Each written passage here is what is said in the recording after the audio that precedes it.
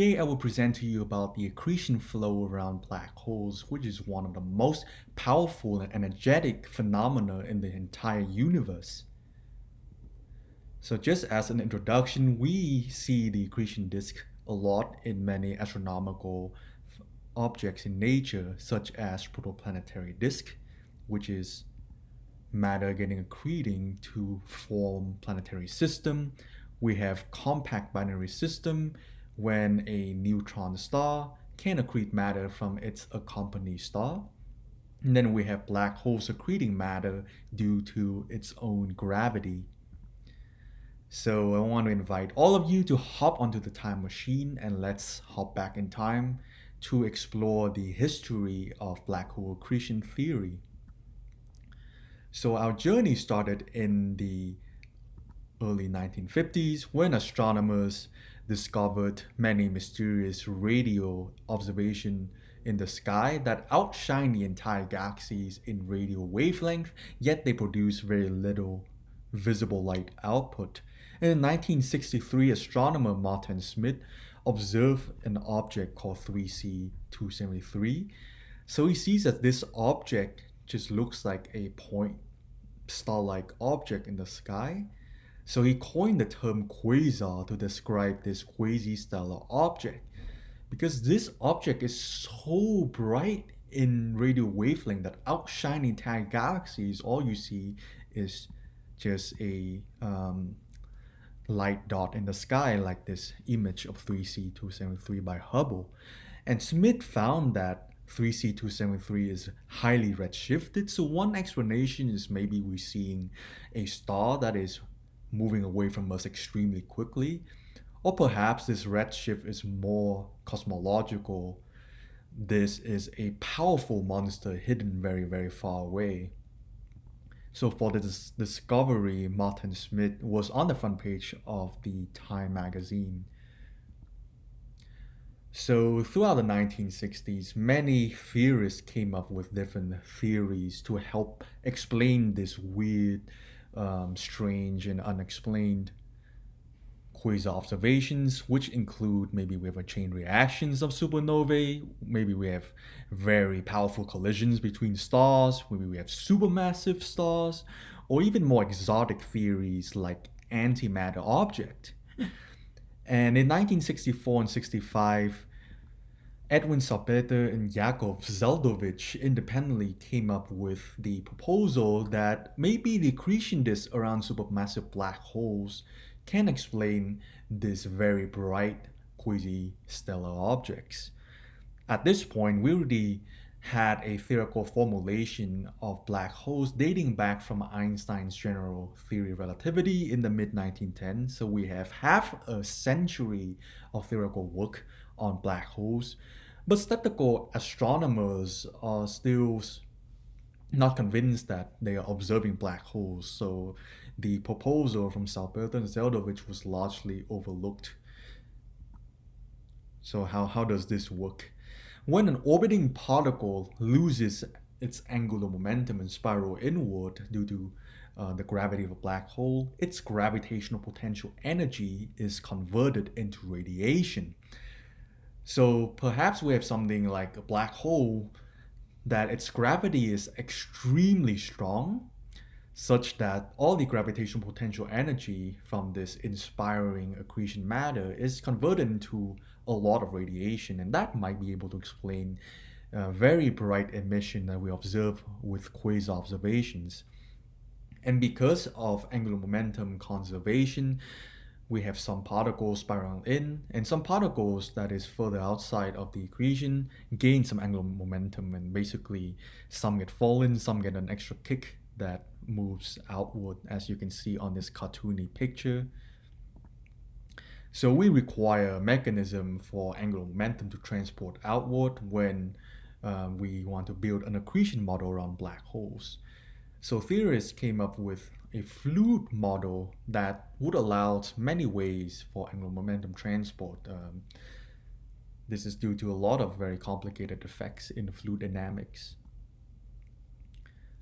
So one of the very groundbreaking observational discovery is the Cygnus X1 binary system in 1972, where astronomers observed a very compact object orbiting with a supergiant star, and from the observational data, the compact object size and mass could be most likely explained by a black hole. So this is the very first concrete evidence that black holes might actually exist in nature, convince astronomers that black hole is not crazy idea, and it further motivates theorists to model black hole accretion as a potential mechanism that explain the quasar observations. I want to bring up a very famous story between Stephen Hawking and Kip Thorne, where Stephen Hawking bets that the compact object in Cygnus X1 is not a black hole because he hilariously stated that since he devoted his entire career on studying the theory of black holes,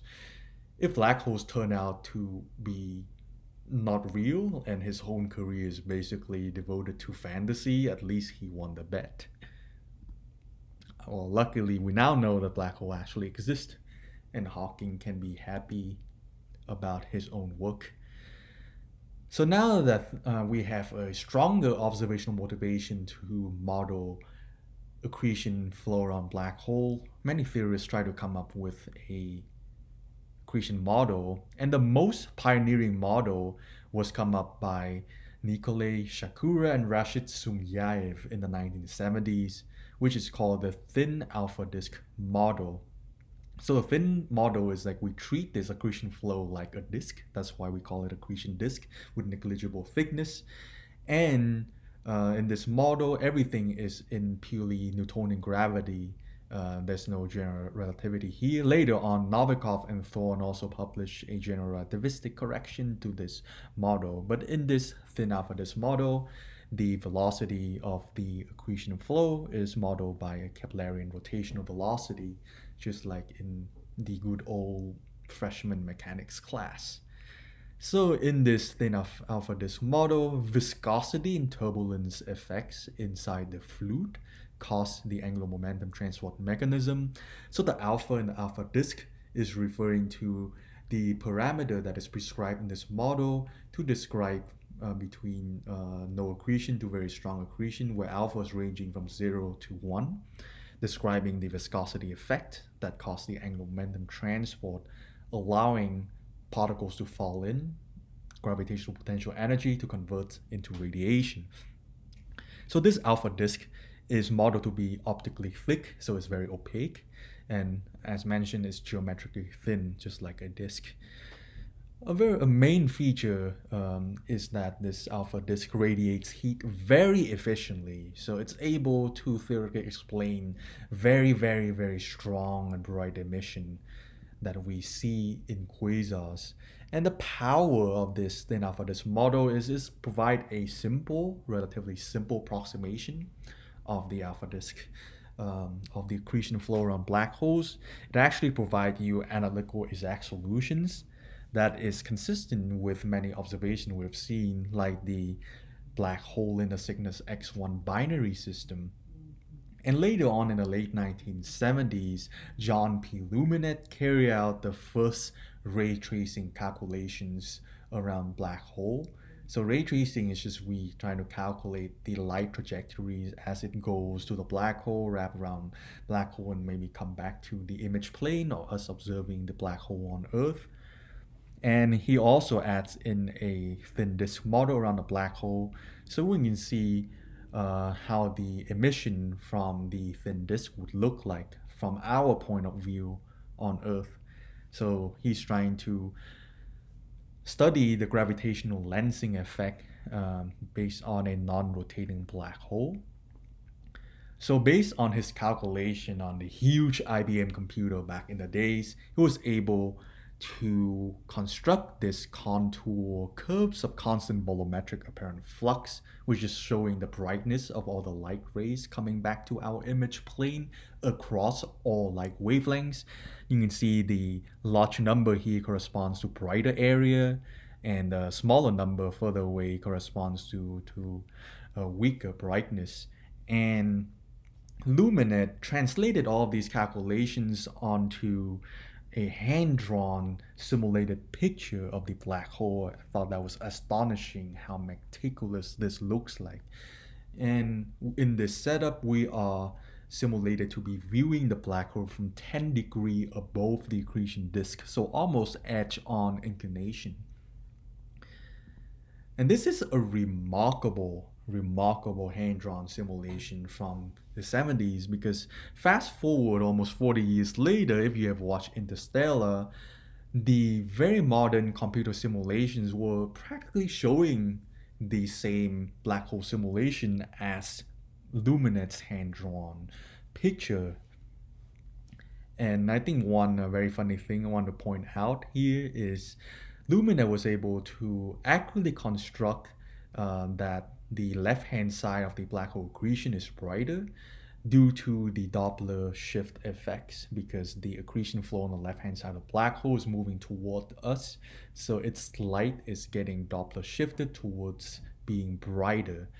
And I think it's funny that in Interstellar, the director Christopher Nolan ignored these Doppler effects because he thought this might be confusing for the audience. I think it's funny because out of every features in Interstellar, like wormhole and time traveling and singularity and all sort of exotic, crazy ideas, the Doppler effect is one thing that Nolan thought is confusing. I just thought that is very funny.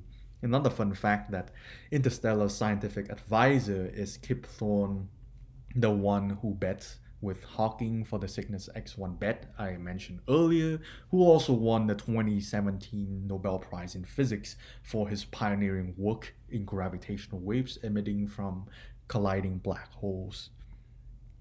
So fast forward a few years later, we finally had the very first direct black hole images observed by the Event Horizon Telescope, which composed of an array of 10 or even more than 10 radio telescopes scattered around the globe. That when these radio telescopes come together, they act like a virtual Earth-sized telescope, able to capture the direct image of black holes in the galaxy M87 in 2019 and Sagittarius A star, which is the supermassive black holes lying at the heart of our Milky Way galaxy. But if you're like me, a few years ago looking at this black hole image, I had this question: where is the belt that we see in Interstellar? We're not seeing these on the black hole image. So maybe perhaps one explanation is we are observing these black hole face on, while the interstellar image is based on edge-on inclination. So perhaps we are seeing the accretion disk directly as we are looking face on from above. It's not quite the full story. And to explain what we're seeing with the black hole image, I have to introduce a more practical modeling of accretion. So for M87 and Sagittarius A star, the accretion flow around these supermassive black holes almost spherical torus-like instead of a thin disk like the alpha disk model. So in reality, besides things like gravity, we have to take into account effects from special and general relativity. We have to take into account fluid dynamics, plasma physics, thermodynamics, and magnetic effects, because we're dealing with a lot of charged particles moving around, which bump into each other, heat each other up, so there's like thermal and electromagnetic effects. And we would put all of these complicated physical effects into one blender. We would be generating something called general relativistic magneto-hydrodynamic simulation. It's a handful to say, so we call it GRMHD. And the right hand side is an example of a GRMHD simulation output showing us a very opaque, torus-like accretion flow around a black hole. So I want to show you a series of GRMHD simulation to later explain what we're seeing with the direct black hole image. So here, as I try to reduce the wavelength of the light or increase the frequency of the light, then you can see that the accretion flow becomes more transparent as I'm decreasing the light wavelength. So when the light wavelength is roughly a millimeter, the accretion flow is basically transparent, and we are seeing something that is very similar to what we see with the black hole images. So at the wavelength of 1.3 millimeter, this is exactly the wavelength of light that the Event Horizon Telescope is observing at, where we have a dim accretion flow, and in addition, we have less blurring effects from interstellar scattering. So what we're observing is called a photon ring or black hole shadow, and as we'll elaborate a bit more later, it provides a very sensitive test of gravity. So imagine you're on Earth here with your camera, very far away from a black hole, trying to observe the black hole. Imagine if you are looking straight into a black hole, your line of sight, the light ray will be trapped within the event horizon, which is the famous point of no return that not even light can escape. So when you try to look into kind of directly into the center of the black hole, your line of sight is trapped by the event horizon, and you basically see nothingness. You see literally the black hole. If your line of sight is a bit further away, then light just gets slightly bent but gets scattered off, so you can see a lot of things behind the black hole. You see the transparent background behind the black holes. But you can imagine that somewhere between the scattering blue orbits and the trapped white orbits, you can have an orbit that rotates around the black hole many, many times and then comes back to us. And this is called the unstable photon orbits. It's unstable because if you just slightly nudge the light rays a bit outward, then it escapes like the blue scattering orbits. If you nudge the light orbit slightly inside this orange regime, then you would fall into the event horizon like these white trap orbits. So that's why it's referred to as unstable. So through these unstable photon orbits that go around the black hole many, many times, you basically have your line of sight going through, seeing through the accretion emission of the black hole many, many times. And this will leave a very bright imprint on the observations that we're observing. There are of course many subtleties I'm ignoring here, but this should give you a rough intuition of what we are seeing in the black hole. So we're not seeing the accretion directly, but due to the unstable photon orbits, we are effectively looking through the accretion multiple times. So because the unstable photon orbits is a direct consequence of the black hole gravity, by observing the photon ring, we can test gravity to the very extreme. It provides a very sensitive test of gravity. And through the Event Horizon Telescope black hole image, so far, general relativity, which is our leading theory of gravity, passed yet another very stringent test of gravity with flying color. So it remains our leading theory of gravity. And as far as we know, Einstein's general relativity is still our best depiction and modeling of gravity in nature. So thank you so much for listening to my presentation on black hole accretion. I hope you learned something new today.